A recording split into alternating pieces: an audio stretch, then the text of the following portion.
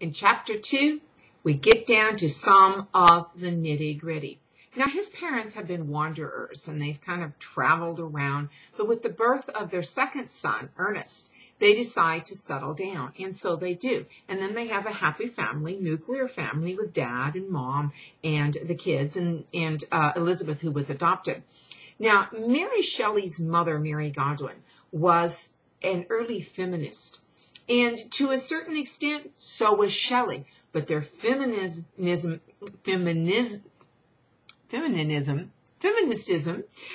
different than what we think of being feminism. And that was that they did think that women should be educated, but not so women could hold jobs, but so they could be educated counterparts with their husbands and carry on decent conversations with them. But they both believed in the separate sphere philosophy, which is that this is the sphere of men, this is the sphere of women. And of course, the sphere of men was the work world, and of women, it was home life. Now, Mary Shelley later says that she only wrote kind of because Percy pushed her into it. But at any rate, you have this nuclear family settling down then to a happy life. He says that of his parents, we felt that they were not the tyrants to rule our lot according to their caprice, but the agents and creators of all the many delights which we enjoyed. So, unlike an overbearing God that puts down fate and predestination, he doesn't see his parents like that. But Victor has a thirst for knowledge, which is what leads him into trouble.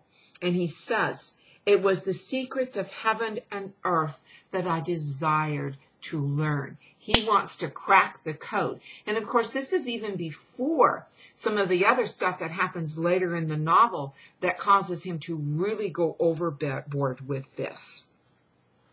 He studies the old philosophers, Galen and Paracelsus. Paracelsus is an interesting character. Paracelsus believed in the benefits of horse manure. And he thought that you could bring life in horse manure, and even made a homunculus, a small human-like creature that he said he gestated in horse manure, another male mother, and used to travel around Europe with it. These people were real people, both Paracelsus and Galen. So he studied the old philosophers, and his father says, don't do this. You need to invest yourself in solid science. And Victor is not a believer in the supernatural. He doesn't believe in the horror stories. And he does take his father's advice, even though later he goes back to the old philosophers, and that he studies modern science. But he wanted to unveil the face of nature. And he says this of Newton. That is exactly what he did. He had partially unveiled the face of nature. And when you unveil the face of nature, you learn the secrets of nature. But the thing is, humans are not intended to unveil the face of nature. They are not invited to know. And he wants then to make humans indestructible. This is his goal in life.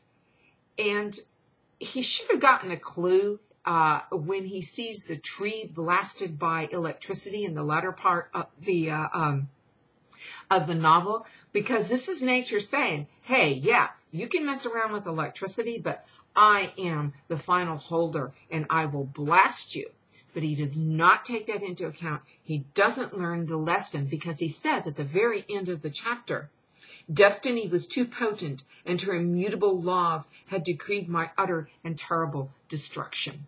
He says, nature did this to me. He's not taking responsibility for his acts.